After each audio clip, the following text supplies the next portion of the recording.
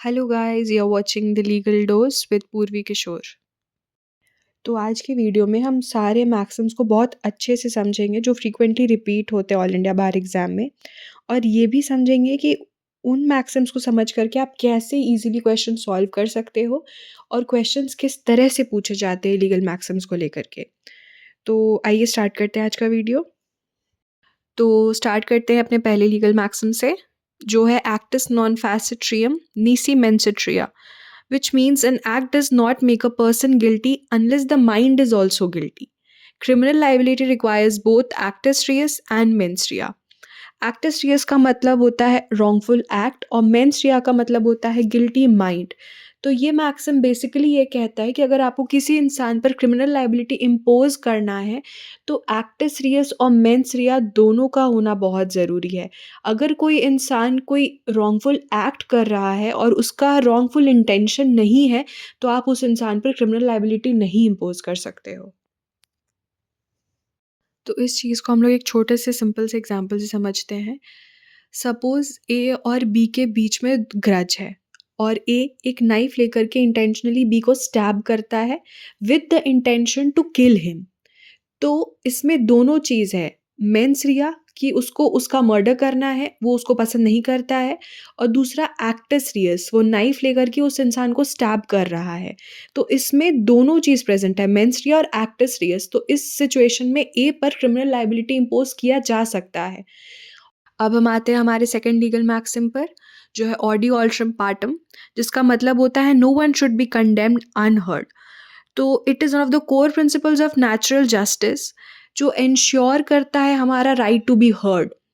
कोई भी इंसान के ऊपर लाइबिलिटी इम्पोज करने से पहले हमें उन्हें एक फेयर चांस देना पड़ता है कि वो अपना पार्ट प्रेजेंट कर सके। अगर हम किसी भी पार्टी को बिना सुने एक डिसीजन पर आ रहे हैं तो ये अनजस्ट होता है उस पार्टी के लिए। तो इसीलिए ये लीगल मैक्सिम हेल्प करता है कि जो भी पार्टीज जिसका इंटरेस्ट कंसर्न्ड होता है एक मैटर में, उन सारे पार्टीज को एक फेयर और रीजनेबल चांस दिया जाना चाहिए अपना पार्ट प्रेजेंट करने के लिए, ताकि एक जस्ट और फेयर डिसीजन पर आ सके हम। अब हम आते हैं हमारे नेक्स्ट लीगल मैक्सिम पे, जो है वॉलंटी नॉन फिट इंजुरिया, which means to a willing person no injury is done.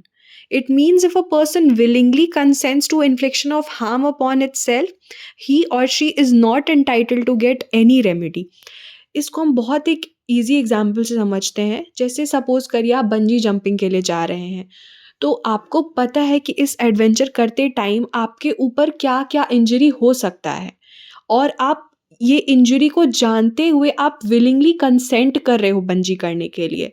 तो अगर बंजी करते टाइम आपको कोई भी इंजरी होता है तो उसके लिए सिर्फ और सिर्फ आप रिस्पॉन्सिबल होगे, जिसका मतलब है to a willing person no injury is done. अब हम आते हैं अपने नेक्स्ट लीगल मैक्सिम पे, जो है इग्नोरेंशिया जुरिस non एक्सक्यूज़ाट। Ignorance of the law is no excuse. This principle states that knowing a legal requirement or prohibition does not exempt an individual from the legal liability for violating the law. इसका मतलब बहुत simple है। आप ऐसा नहीं कर सकते हो कि आप कोई क्राइम कमिट कर रहे हो और उसके बाद आप ये नहीं बोल सकते कि हाँ, मेरे को तो पता ही नहीं था कि ये लॉ है। तो ये लीगल मैक्सिम आपको प्रोहिबिट करता है कोई भी लॉ को वायलेट करने से, और अगर आप वो लॉ को वायलेट करते हो तो आप ये एक्सक्यूज़ नहीं ले सकते हो कि आपको लॉ का नॉलेज नहीं था, which means ignorance of law is no excuse. अब आते हैं हमारे नेक्स्ट लीगल मैक्सिम पे, जो है नेमो जुडेक्स इन कॉजा सुआ, which means no one should be a जज इन देयर ओन केस। तो ये एक प्रिंसिपल ऑफ नेचुरल जस्टिस है और इसे हम लोग रूल अगेंस्ट बायस भी कहते हैं। तो ये इंश्योर करता है एरर ऑफ जस्टिस को अवॉइड करने में। इस मैक्सिम का मतलब ये है कि कोई भी इंसान को अपने खुद के केस में जज नहीं होना चाहिए। अगर कोई भी इंसान अपने खुद के केस को जज करेगा तो वो ऑब्वियसली डिसीजन अपने फेवर में ही पास करेगा और उसका डिसीजन हमेशा बायस्ड होगा। और इस मैक्सिम का एक बहुत इम्पॉर्टेंट केस है रिज वर्सेस बाल्डविन। इस वीडियो में हम केसेस नहीं डिस्कस करेंगे, उसके लिए एक सेपरेट वीडियो आप जा कर के उसको देख सकते हो। तो मोस्टली क्वेश्चंस ऐसे ही आते हैं कि आपको या तो मैक्सिम दिया रहेगा और आपको केस सिलेक्ट करना है कि कौन-सा है और बहुत बार ऐसा होता है कि केसेस आते हैं और आपको मैक्सिम सिलेक्ट करना रहता है कि कौन-सा मैक्सिम का ये केस है। अब हम आते हैं हमारे नेक्स्ट लीगल मैक्सिम पर, जो है उबी जस ईबी रेमेडियम, which means where there is a right, there is a remedy. If a person's legal right is violated, the law will provide a remedy. The existence of a right implies the availability of a relief. तो ये बहुत simple सा legal maxim है। ये हमें ये बताता है कि अगर आपके पास एक लीगल राइट है, तो उसके ऑल्टरनेट में आपको हमेशा एक रेमेडी अवेलेबल होगा। अगर आपका लीगल राइट वायलेट हो रहा है, तो आपके पास हमेशा एक लीगल रेमेडी अवेलेबल होगा, जिसको यूज़ करके आप अपना राइट को एनफोर्स करवा सकते हो। अब आते हैं हम हमारे ऑल इंडिया बार के one of the most favourite legal Maxim's पर, जो है इंजुरिया सिने डैमनम और डैमनम सिने इंजुरिया। ये ऑलमोस्ट हर साल 2 साल में रिपीट होते हैं। अल्टरनेटिवली कभी आपको केस आता है, कभी आपको मैक्सिम आता है और ये एक्चुअली 2 बहुत ईज़ी मैक्सिम्स हैं, but at the same time बहुत बार स्टूडेंट्स इसमें कन्फ्यूज़ हो जाते हैं। तो इसे हम अच्छे से समझते हैं आज। तो हमारा पहला मैक्सिम है इंजुरिया सिने डैमनम, which means legal injury without actual damage. ये मैक्सिम बहुत सिमिलर है उबी जस ईबी रेमेडियम से, जो कहता था when there is a legal right there is a legal remedy. तो ये मैक्सिम भी वही कहता है। This means that a violation of legal right is actionable even if there is no actual loss और डैमेज। अगर आपको लॉस और डैमेज नहीं भी हो रहा है, लेकिन आपका लीगल राइट वायोलेट हो रहा है, तो आपके पास हमेशा एक लीगल रेमेडी अवेलेबल होता है। The law protects the rights, not just the losses. अगर आपको लॉस नहीं भी हो रहा है, तो लॉ आपको हमेशा आपका लीगल राइट को प्रोटेक्ट करेगा। अब हम आते हैं हमारे नेक्स्ट लीगल मैक्सिम पर, जो है डैमनम सिने इंजुरिया, actual damage without legal injury. This maxim means even if a person suffers a loss और damage, no action lies unless there is a violation of a legal right. Mere harm is not enough in the eyes of laws. इसका मतलब ये होता है कि अगर आपको कोई डैमेज हो रहा है, लेकिन आपको कोई लीगल इंजरी नहीं हो रहा है, तो आपके पास कोई भी एक्शन नहीं होगा। इसको हम एक बहुत बेसिक से एग्जांपल से समझते हैं। सपोज़ करिए कि एक जगह पर मैकडॉनल्ड्स का स्टोर है और उसका सेल्स अच्छा खासा हो रहा है, और कुछ दिन के बाद उसके जस्ट ऑपोजिट में बर्गर किंग आकर के अपना शॉप खोल लेता है। तो उसके चलते क्या होता है कि मैकडॉनल्ड्स का सेल कुछ हद तक फॉल कर जाता है। तो इससे मैकडॉनल्ड्स को हार्म तो हो रहा है, बट क्या बर्गर किंग ने मैकडॉनल्ड्स के जस्ट सामने अपना शॉप खोल करके उसका कोई लीगल राइट वायलेट किया है? तो उसका आंसर है नहीं। इसीलिए मैकडॉनल्ड्स के पास कोई भी एक्शन या कोई भी क्लेम नहीं हो सकता है, इवन दो उसको एक एक्चुअल डैमेज हुआ है। तो आपको क्लेम या कॉम्पेंसेशन मिलने के लिए आपका लीगल राइट वायलेट होना बहुत ज़रूरी है। अब हम आते हैं अपने नेक्स्ट लीगल मैक्सिम पर, जो है रेस इप्सा लोकेटर, which means the thing speaks for itself. This doctrine means when an accident happens in a way that it clearly shows negligence, the victim does not have to prove negligence. The court assumes negligence and the defendant must explain how it was not his fault. तो इसमें क्या होता है ना, कि ये बहुत clearly ये डॉक्ट्रिन बोलता है कि थिंग स्पीक फॉर इटसेल्फ। अगर कोई भी एक्सीडेंट हुआ हुआ रहता है और ये प्रूव हो जाता है कि वो एक्सीडेंट नेग्लिजेंस की वजह से हुआ है, तो प्लेंटिफ के ऊपर बर्डन ऑफ प्रूफ नहीं रहता है। वो बर्डन ऑफ प्रूफ शिफ्ट हो जाता है डिफेंडेंट के ऊपर, और डिफेंडेंट को प्रूव करना होता है कि कैसे उसके बिहाफ में नेग्लिजेंस नहीं था। सपोजिडली इसका एक एग्जांपल समझते हैं कि अगर कोई कार एक्सीडेंट होता है नेग्लिजेंस के चलते, तो प्लेंटिफ के ऊपर बर्डन ऑफ प्रूफ नहीं रह जाता है। अगर ये प्रूफ हो जाता है कि नेग्लिजेंस के चलते एक्सीडेंट हुआ है, तो डिफेंडेंट को ये प्रूव करना होता है कि उसके पार्ट पर कैसे नेग्लिजेंस नहीं था। Next maxim है qui facet per alium facet per se, which means he who does an act through another acts himself. If a person gets an act done through someone else, the law treats as if he did it himself. You cannot escape the liability by acting through an agent, servant or any other person. तो basically ये maxim का मतलब ये होता है कि अगर कोई आदमी अपने किसी सबऑर्डिनेट के थ्रू या किसी के भी थ्रू कोई एक्ट करवाता है, तो उसके बाद वो अपना लायबिलिटी एस्केप नहीं कर सकता है ये बोल कर के कि मैंने तो वो एक्ट नहीं किया था। अगर वो इंसान वो एक्ट किसी के थ्रू करवा रहा है, तो इट विल बी अज़्यूम कि वो खुद ही वो एक्ट कर रहा हो। जैसे इसको एक एग्ज़ाम्पल से समझते हैं। मैं अपने सर्वेंट को बोलती हूँ कि जा कर के ए को एक चाँटा मार कर के आओ, और वो जाता है, उसको एक थप्पड़ मारता है और वापस आता है। तो बाद में मैं ये नहीं बोल सकती हूँ कि मैंने तो थप्पड़ नहीं मारा था, मेरे सर्वेंट ने मारा था।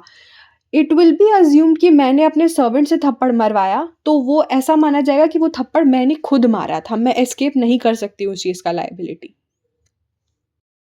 अब हम आते हैं हमारे नेक्स्ट लीगल मैक्सिम पर, जो है एक्स टर्पी कॉज़ा नॉन ऑरिटर एक्शन, which means no action arises from an immoral or illegal cause. If a person is based on an illegal or immoral act, the court will not help the person. Law does not support wrongdoers. तो ये maxim का मतलब ये है कि अगर आप कोई इलीगल या इमोरल काम कर रहे हो और उसके थ्रू आपका कोई एक्शन अराइज हो रहा है या आपका कोई क्लेम अराइज हो रहा है, तो कोर्ट आपको बिल्कुल भी मदद नहीं करेगी। जैसे एक छोटा सा एग्जांपल लेते हैं। सपोज़ कि मैं ड्रग्स में डील करती हूँ और मैं ड्रग्स को अपने घर में स्टोर करके रखती हूँ। ऐसा सच में नहीं है, अज़्यूम कर लेते हैं ये बात। तो कल को मान लो अगर कोई चोर आता है और मेरे घर से सारा ड्रग्स चोरी करके चला जा सकता है, तो कल मैं जा कर के पुलिस स्टेशन में केस नहीं कर सकती हूँ, ये बोल कर के कि मेरा सामान चोरी हो गया, क्योंकि वो एक इल्लीगल और इमोरल एक्ट है। तो लॉ सपोर्ट नहीं करता है किसी भी इमोरल और इल्लीगल एक्ट को, तो हम कोई भी मेरा पास कोई भी क्लेम या कॉम्पेंसेशन नहीं मिलेगा मेरे को। अब हम आते हैं कुछ बहुत सिंपल और ईज़ी से मैक्सिम्स पर। पहला है क्विड प्रो क्यो, which means something in return. आपने कॉन्ट्रैक्ट एक्ट में ये ज़रूर पढ़ा होगा। तो इसका मतलब होता है it means each party must give something in return. One side promises are not contracts unless they are supported by consideration. तो कॉन्ट्रैक्ट एक्ट में हमने बहुत क्लियरली समझा था कि जब दो पार्टीज कॉन्ट्रैक्ट करते हैं तो उसमें कंसिडरेशन का होना बहुत ज़रूरी है। इसका मतलब ये है कि दोनों पार्टी को कुछ ना कुछ इन रिटर्न देना पड़ता है। जैसे कि अगर मैं 10 रुपीज़ का पेन खरीदने जा रही हूँ, मैं 10 रुपए देती हूँ, शॉपकीपर मुझे पेन देता है। तो मैं क्या दे रही हूँ? 10 रुपीज़। वो शॉपकीपर मुझे इन रिटर्न में क्या दे रहा है? एक पेन। यानी कि दोनों पार्टी कुछ ना कुछ लूज़ कर रहे हैं अपने एंड से। तो इसको हम लोग कंसिडरेशन बोलते हैं, और ये बहुत ज़रूरी है एक वैलिड कॉन्ट्रैक्ट के होने के लिए। नेक्स्ट हम आते हैं कंसेंसस एड इडम, which means meetings of mind. यानी कि जो दो पार्टी के बीच में कॉन्ट्रैक्ट हो रहा है, it must be on the same thing and in the same sense. Both parties must agree on the same thing in the same sense. If their understanding is different, there is no valid contract. इसको हम लोग एक example से समझते हैं। मान लीजिए मेरे पास 2 कार है, ठीक है? मैं एक परचेज़र को बुलाती हूँ अपना कार सेल करने के लिए। मेरे पास एक कार है होंडा का, एक कार है hyundai का, और मुझे सेल करना है होंडा का कार। बट परचेज़र अपने दिमाग में क्या सोचता है कि मैं hyundai के कार के बारे में बात कर रही हूँ। तो हम लोग दोनों एग्री तो कर रहे हैं, but same thing in the same sense में एग्री नहीं कर रहे हैं। तो हम लोग का कंसेंसस एड इडम नहीं है, तो ये वैलिड कॉन्ट्रैक्ट नहीं माना जाएगा। नेक्स्ट आते हैं हम केवियर टेम्प्टर के बारे में, जो भी एक कॉन्ट्रैक्ट का बहुत इम्पॉर्टेंट लीगल मैक्सिम है, which means let the buyer beware. The buyer must check the quality and fitness of the goods before buying. If later a defect is found, a buyer can not blame the seller. इसका मतलब बहुत simple होता है। इसमें क्या होता है कि एम्फेसिस बायर के ऊपर डाला जाता है, यानी कि बायर को पूरा ध्यान देना होता है कोई भी सामान परचेज़ करने से पहले कि उसकी क्वालिटी परफेक्ट है कि नहीं, और उसकी लायबिलिटी सिर्फ़ उसी लिमिट तक एक्सटेंडेड होती है जो प्राइमा फेसी दिख सकती है आपको परचेज़ करने के टाइम पे। अगर उसके बियॉन्ड कुछ डिफेक्ट है गुड्स पे, तो वो सेलर के ऊपर आप लायबिलिटी इम्पोज़ कर सकते हो। नहीं तो ऐसे इसमें क्या होता है कि आपको खुद से देखना होता है क्वालिटी और fitness of the goods purchase करने से पहले। तो इस वीडियो में हमने सारे ऐसे लीगल मैक्सिम्स डिस्कस कर लिए जो प्रीवियस ईयर्स में रिपीटेडली पूछे गए हैं या जिनका चांसेस है कि वो नए आने वाले एआईबी में पूछे जा सकते हैं। तो मुझे नहीं लगता है अगर आपने ये वीडियो को पूरी अच्छी तरीके से देख लिया है और समझ लिया है तो इसके अलावा आपको कोई भी लीगल मैक्सिम पढ़ना ज़रूरी है।